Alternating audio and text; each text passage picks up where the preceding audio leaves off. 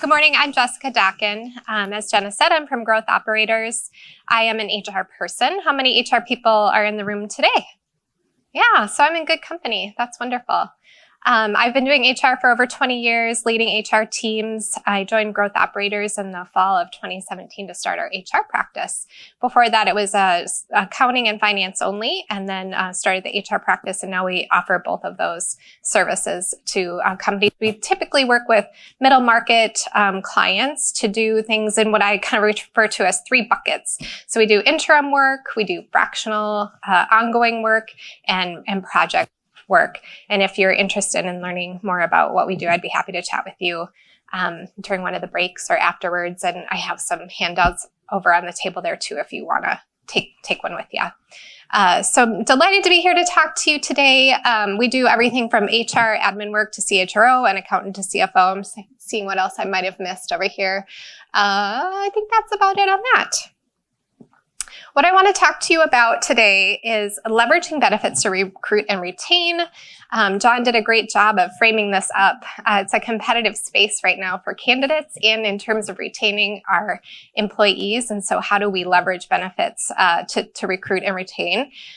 Trends in benefits and talk about perks a bit. I'm going to talk with you a little bit about a case study and the importance of a broker partnership, which will be a wonderful segue to Genevieve, who is sitting beside me because she is a broker and can talk with you about that space. So without further ado, jumping in here to the importance of benefits.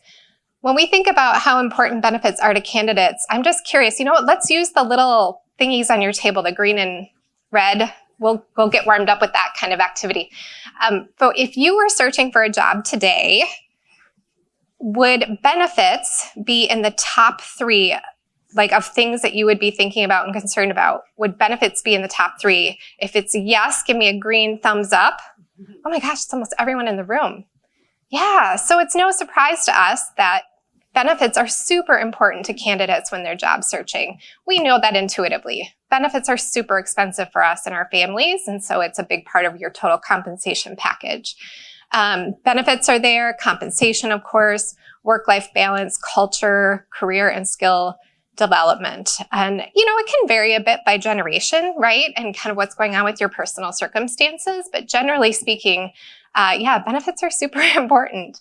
Current employees, I would say at a minimum, as an employee, we expect that our benefits are not going to go backwards. And that may mean different things to different people. But we don't want to see our rates increase generally, although most of us expect it because that's sort of the nature of things. But we don't want to see, a decrease in the number of benefits offered typically. If benefit costs are going to go up, then we kind of want to see that balanced out with maybe a compensation increase to offset that cost, right? And so in terms of retaining your current employees, it's important to just know that the frame of mind, if you just tap into where you're at personally as an employee, you can often get there pretty fast, which is, I just don't want to see things go backwards. And if they improved, well, that would be fantastic. That would be considered a real win. Benefits drive perception of company culture. So not only how lucrative are the benefits that we're offering, but, as John alluded to earlier, do we have a well-rounded set of benefits that we're offering to employees where they can kind of pick and choose? It's a bit a la carte. Are there some intriguing offerings? Maybe some pet insurance, something that feels hip and cool or just unique? Or are they kind of the standard status quo? You get your medical, your dental, your vision, and that's it. That's what we've got for you. So we need to think a little bit about how what we offer speaks to the culture of the company. And then I would say that, I oversee recruiting departments and have recruited a ton over the years myself. And I will say that this generation coming into the workplace now is super savvy. They're not naive at all about benefit offerings, 401k plans, total compensation as a concept. They expect big things, and they're going to ask you good, challenging questions about what it is that your company is offering and weigh it as a part of the offer. So just know that as you're recruiting and bringing people into your company and as employees are exiting potentially, that all of them are pretty darn savvy in a way that I didn't see 20 years ago. And I think, again, that just speaks to how important benefits are in our lives today. All right, so let's talk a little bit about benefits. More specifically, what do I mean by that? When we say benefits, it may trigger different thoughts in your mind about what falls under that umbrella. I personally like to bucket it into core benefits and perks, and I tend to talk about it in this way, namely because core benefits are benefits that folks like Genevieve are going to help you source. You go to market for these. A broker can help you analyze, your quotes from the marketplace and plan design and things like that. Your employees are going to go through open enrollment to select them. I would say a little bit more regulated, right? Perks are things that generally, although there's some little exceptions and asterisks here, are things that the company chooses to do on top of those core benefits. So things like PTO, stock options. Just kind of curious, how many in the room are private equity backed? Are any of you working for private equity backed companies? Just a few. Okay. The rest of you are private companies? Okay. So how many deal with stock options for your employee base? Just a handful. Okay. ESOP companies, I can't really see all of it there. Oh, charitable match, training reimbursement. So lots of different things that I would consider a real perk working at a company. Not all companies offer these things, but they layer in with these core benefits. And I would say that employees largely see all of this as benefits. So while I may bucket it out this way, generally when employees are coming into the company, they're seeing this all in one tidy package. So I will say too that under core benefits, we're looking at sort of the medical, dental, vision. Those are your classic. And then we've got ancillary. And there's a ton of different ancillary offerings out there. I'm curious how many of your companies, just as an example, offer short-term disability to your employees. Okay, now those of you who have your hands up, I love that you guys are using the little green thumbs. I love that. I didn't even ask you to. Of those of you who have your hands up and you offer short-term disability, how many of you have an internal, like not a policy with a third party, but you administer it internally? You know what I'm talking about. Yeah. So there are companies who have sort of, I would call them legacy practices that, before short-term disability policies became a thing that you could purchase through a third party, employers would do an accrual for a certain amount of time that they would put in a bucket for you in case you needed to have a medical leave. And then you could draw from that bucket. And then, I don't know, how many years ago do you think short-term disability policies came out? I mean, probably, I'm going to just throw out 20 years ago, maybe-ish. Then companies started to see the value in going with a third party to underwrite that type of policy, because then you don't have an accrual on your books. In the same way that you have a PTO accrual, some companies are accruing for this benefit internally and administering it. So, gosh, okay, now you have to decide if someone qualifies for that leave. And now you're really getting into their personal information, and that feels pretty uncomfortable. Whereas if you're contracting with a third party to do that work, you're kind of hands off, work with Guardian or whoever your carrier is to assess whether or not you qualify for that short-term disability program. So each of these ancillary lines, there are considerations with each of them, right? And employers have to think carefully about what they're going to offer. Why are they offering it? How much does it cost to offer it? Are there any other ancillary lines that you can think of that are kind of interesting and unique that aren't on the screen? I would maybe just add a comment just to be aware of with the new paid FMLA law that's coming into place in 2025.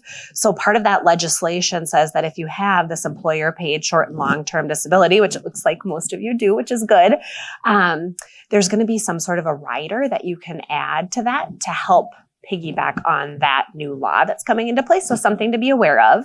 If you are self-administering your short-term disability, there's an added layer of compliance, right? So again, if you're doing that, great, but just an added layer, something to be aware of. I would add a couple pieces here. So dental, which she had at the top, we're seeing more and more common dual dental options, adding adult ortho. So that's becoming more and more common, right? Where adults want to get Invisalign. And so we're adding kind of that dual dental option. So something to look at. Of course, you have to be of certain group size to do that. And then the second is really a brand new product, and it deals with this law that was passed on transparency with medical claims as it would result to ground ambulance. So most of you might be aware that that does not necessarily need to be covered by the provider. So if you have an employee that's in a ground ambulance, that might not be covered on an in-network basis, and there would be a balance bill charged to the employee. There's a new ancillary product that you can buy to add into this mix. It's $8 a month per employee that would cover that then at that in-network layer. So not all carriers are doing it. Some are, some aren't, but just something to be aware of. Yeah. And then some brokers partner with a third party to offer just a really long list of ancillary benefits, Yeah, everything from long-term care to accident to cancer insurance. And so those are certainly things you can explore if you haven't to date. And those are, largely, like almost always, 100% employee paid. So it's really about just giving your employees the option. If they want to take it, they can. If they don't, it's sort of no skin off your back as an employer to offer it, but people love to have choices. So something to think about there. And I would say the core benefits, it's really a pay to play. Like employees expect this. This is just standard. I mean, some of these are more creative than others, right? But the medical, the dental, the vision, the STD, the LTD, those are just, that's pay to play. But then when you get to perks, you get to have a little bit more fun and get a little bit more creative on what you offer. Some of these things are required depending on the city, the state that you're in, like the safe and sick leave, which you will sort of alluded to. We have some Minnesota specific things, and each state is a little different, each city for that matter. But a lot of these, you can get creative. And I will say with things like the pet insurance, which was talked about earlier, some of those unique benefits are often the result of a CEO or CFO in the company having a real particular love of their pet or something, and they just feel like, we have to offer this to employees. And I do think there is a real trend in that space right now. Are you seeing more? I think it's so funny. So one of my favorite things to do with groups that are newer to me, right? We're trying to figure out, what do the employees think, right? Do they like our benefits? Do they not? What do they like? What don't they like? We'll do a survey, right? Because you can just throw in quick on Survey Monkey. And we always get the pet insurance from kind of that younger, but it's not even just the younger folks anymore, right? As your dogs get older, it's so expensive to take them to the vet, and everybody wants pet insurance. Yeah. So I would totally agree with you. And employers give us a ton of grief for that. So yeah. And it'll be interesting to see if that's still the case 15, 20 years from now, or if it's something different. Maybe then I'll need some AI insurance. I don't know. All right. So we talked a little bit about the core, the perks. In terms of trends, I would say in the medical space, I talked about how we kind of have come to expect just increases year over year. Well, there's no news here in terms of this is sort of like the Dr. Obvious statement of the day, but employers are always looking to try to figure out how could we make that not the case? Like, we don't want to see these increase year over year, and yet that's the medical space we're in today. So employers are looking at creative solutions, and ICHRA, I won't go into all the details of what that is. I feel like that's a whole talk in and of itself, but just know that it's a creative way to do a defined contribution to your employees so that they can then select from sort of a menu of options. I won't go too deep into that. We can talk about it one-on-one if you're super curious. Self-funded plans, level self-funded plans, captives, some direct access options. Employers are having to be really conscientious about picking providers that have a broad national network. If you have a dispersed employee population, I work with a client right now that's in 25 different states in the country. And so we need to pick a provider that's going to have those network relationships with other providers, kind of like the airlines where, you book with this airline, but their partner, takes you. That's how the medical networks work too. So thinking carefully about that in terms of the employee population you have. And then unique prescription arrangements. So when you're self-funded, how many of you in the room have self-funded medical plans? And maybe you don't know, that's okay too. That's a red one, so that's a no. Is that what? Yeah, self-funded. Okay, so you know that you can get a little bit more creative with your plan design, and you can choose your prescription carrier, for lack of a better word, partner. And some prescription carriers, I know I'm not using the right terminology. You can just jump in and correct me. We call them TPAs. TPAs, thank you. Third-party administrators. Yep. They, some of them are more transparent about their pricing than others. So, companies are getting a little smarter about saying, gosh, we've got a lot of middlemen in the process here. That's the one of the biggest problems with healthcare in this country is that everybody's getting a cut as it kind of comes down the funnel to ultimately the patient. And so some of that you can remove, some of the cost and some of that middleman pricing when you go self-funded and you think carefully about what TPAs you're going to use. So I do see more employers investigating those options. And then as you mentioned earlier with the dental, offering 2 dental plans and that adult ortho, I'm seeing that too. Yeah. Are there any things that you're seeing out there that you would add to this list? Anything you're looking at your companies that's different and unique?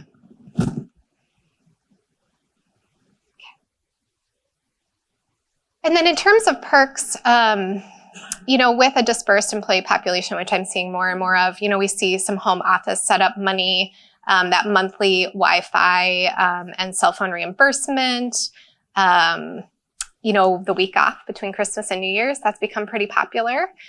Just hoping that we get to evolve into a European model and I'll have August off eventually. Just personal wish there. Charitable match, flexible PTO, parental leave. I see more and more of this. Candidates and employees both are just really, really loving that benefit. So in addition to short-term disability, some paid parental leave. All right, so I want to talk a little bit about a company that I worked with for a couple of years called Meat Eater. Some of you may be familiar with this name. They are a Netflix show, largely focused on the outdoors, hunting and fishing. Has anybody heard of the Netflix show? Yeah, a couple of people. All right. So they're actually a media to e-commerce company. So while the show is super cool and fun to watch, the whole point of the media piece is to get you to the website to buy some things. I was their head of HR for 2 years on a fractional basis. And when I joined the company, they had really the core pieces, right? The medical, dental, vision, really lovely set of benefits. But we wanted to really amp it up a bit and make it feel a little bit more, we wanted it to play to that culture piece. So this is the employees who are working there are so, they're outdoors folks. I mean, like through and through. That is why they're there. This is a lifestyle company. They love being in the outdoors. They love hunting, fishing, hiking, all the things. So we wanted to craft a really well-rounded benefit and perks offering that would speak to that culture of the company. So one of the things that we did is in our annual bonus plan, we carved out 10% of each employee's opportunity that was specifically tied to an outdoor activity goal. So some folks in the organization maybe were familiar with, I'm just sort of making this up, but maybe had done duck hunting for many years, but they had never gone deer hunting. So they would set a goal to learn how to, actually a better example is someone transitioning from gun hunting to bow and arrow. Talk about a skill set change and challenge. So learning how to shoot bow and arrow and, have attempt maybe a kill their first season with bow and arrow. For those who were not hunting inclined, maybe it was hiking a certain amount during the course of the year. But whatever it was really an opportunity for us to continue to push the culture that we wanted, which is that engagement with the outdoors, and incentivize people to do it and set a challenge for themselves for the year. It was very well received. Employee store discounts, certainly, which seems a little bit obvious, but it's something we had to put in place that wasn't there before. Hunting, fishing tags and licenses. All the folks in the company are doing it anyway. They were delighted that they could submit for, I think it was maybe $100 a year, but it was enough for maybe one or two, depending upon what it is you're hunting or fishing. There it is, $100 a year. Yay me, I remembered. Charitable match, that was a big deal. These are very philanthropic-minded folks. As you can imagine, conservation is at the top of their minds as people who enjoy the outdoors. And so doing a match from the company, we identified organizations that fit into sort of our ethos, that would be appropriate for employees to donate to and for us to match. And then paid parental leave. This was a largely young employee population, and there were lots of babies happening. And so the paid parental leave was very, very well received. We also had a cell phone stipend. This was, while we did have offices that folks came to, they were in a few different places and people were out and about a lot. And so the cell phone was their main phone for work. And so doing a reimbursement there. Stock options. This was a private equity backed company. And so that was part of the value proposition really for folks coming in. Referral bonus for new hires or for bringing people into the company, partnership discounts. So a lot of, hunting, fishing, outdoor partnerships with other companies that were attractive brands in the outdoor space, and employees getting discounts at those brands. That was really fun for them. Dogs. So many dogs. So we allowed them to bring their dogs into the office, maximum 2 dogs per person. We did have a dog. This is the first time in my HR career that I've had to put together a dogs in the office policy, a robust policy, and have people sign off on it and whatnot, but very well received. And then we did have that holiday break between Christmas and New Year's. So just kind of a little bit of a case study on how we can think creatively about benefits and perks. All right, so now on to benefit brokers. I just want to talk about this a little bit because it's something I'm super passionate about. Because you're here, you understand the importance of having a fiduciary partner like 401k plan professionals. Hopefully most of you understand the value proposition of having a benefit broker as well. But if you don't, I just want to give you my 2 cents on that. How many people in the room have a benefit broker that you work with? Most of you. So that's good. So this won't shock anyone. I think they're wonderful. You're wonderful. They're there. Here's the thing about benefit brokers that I think is so magical.